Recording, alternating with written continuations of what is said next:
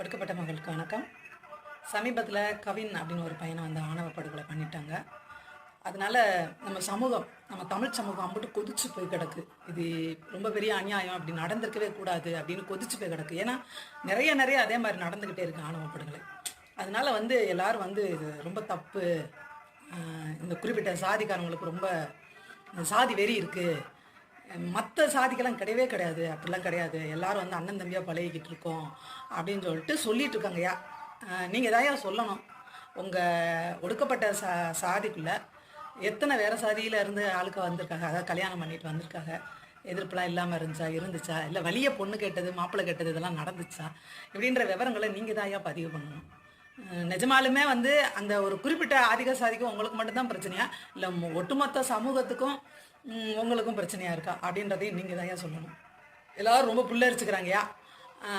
அதனால் நீங்கள் வந்து இந்த ஆதிக்க சாதி அப்படின்னு ஒரு சாதி சொல்கிறோம் பார்த்தீங்களா, உங்களுக்கும் இவங்களுக்கு மட்டும்தான் ஆகாதுன்னு, அந்த சாதி அப்படி தூக்கி ஓரமாக போட்டு மற்ற சாதியில் நிறைய இருக்காங்க. அவங்க வீட்டில் லவ் பண்ணிங்கன்னா எல்லோரும் சந்தோஷமாக உங்களை வரவேற்று உங்களுக்கு நல்ல வாழ்த்து சொல்லி கல்யாணத்தை பண்ணி வைப்பாங்க, நான் நம்புகிறேயா. அதனால் நீங்கள் இந்த சாதிக்காரன்லாம் காதல் பண்ணால் ஒத்துக்க மாட்டான், அருவாளை தூக்குறான் அப்படின்னு நினைக்கிற சாதியெல்லாம் தூக்கி போட்டு மிச்சம் நிறையா சாதி இருக்குங்க, அந்த சாதியில் வந்து லவ் பண்ணுமாறு மிகவும் தாழ்வாயிடம் கேட்டுக்கொள்கிறேன்.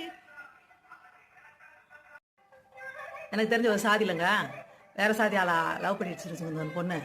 இவங்களுக்கு அந்த செய்தி தெரிஞ்சுன்னா அட்வைஸ் லைட்டாக சொல்லுவாங்க, அது ஏதோ வீமை பண்ணுற மாதிரி இருந்துச்சுன்னு வச்சுங்க. நான் இங்கிட்ட போயிட்டு வரேன், வரக்குள்ளே நீ இருக்கக்கூடாது, நீ மனநருக்கு பார்த்துக்கோ அப்படின்ட்டு போயிடுவாங்க. அது வந்து ஊற்றிக்கலன்னா இவங்க ஊற்றி விட்ருவாங்க. அந்த மாதிரிலாம் இருந்துச்சு. இப்போ இருக்க வாய்ப்பு இல்லை. ஏன்னா எல்லோரும் திரும்பிடுச்சுங்க. பொம்பளை பிள்ளைங்கள்லாம் நம்ம வீட்டில் நிறைய நகையெல்லாம் சேர்த்து வச்சுருக்காங்க, எதுக்கு தேவையில்லாத வேலை பண்ணணும், நிம்மதியாக படிப்போம், வீட்டில் பார்க்குற மாப்பிள்ளையை கல்யாணம் பண்ணிக்கிட்டு ஜாலியாக இருந்துக்கிறோம் அப்படின்னு முடிவு பண்ணிட்டாங்க. இப்போ அந்த மாதிரியான விஷயங்கள் இல்லாமல் போயிடுச்சு. இதில் எனக்கு என்ன பிரச்சனைனா, இப்போ கோபி சுதாகர் வந்து இந்த வீடியோ போட்டிருக்காங்க.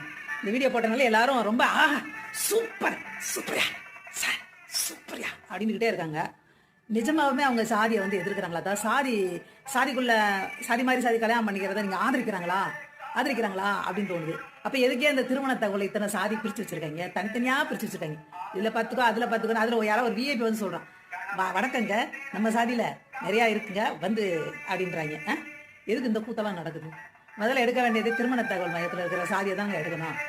என் பொண்ணுக்கு மாப்பிள்ளை தேடும்போது பிசி கம்யூனிட்டியில் தான் தேடினே தவிர, சாதி வேண்டாம் எந்த சாதினாலும் பரவாயில்லன்னு நினச்சாலும் பிசி கம்யூனிட்டியில் தான் தேடினே தவிர, ஒடுக்கப்பட்ட மக்கள்லேருந்து எனக்கு வேணாம் தான் நினச்சேன். ஏன்னா அது எனக்காக இல்லை, என்னை சுற்றி இருக்கிற சொந்தங்கள், என் பிள்ளைங்களுக்கு நாளைக்கு ஏதாவது பிரச்சனை வந்துடக்கூடாது, இப்படி காரணங்களால் நானே வேணான்னு நினச்சேன்.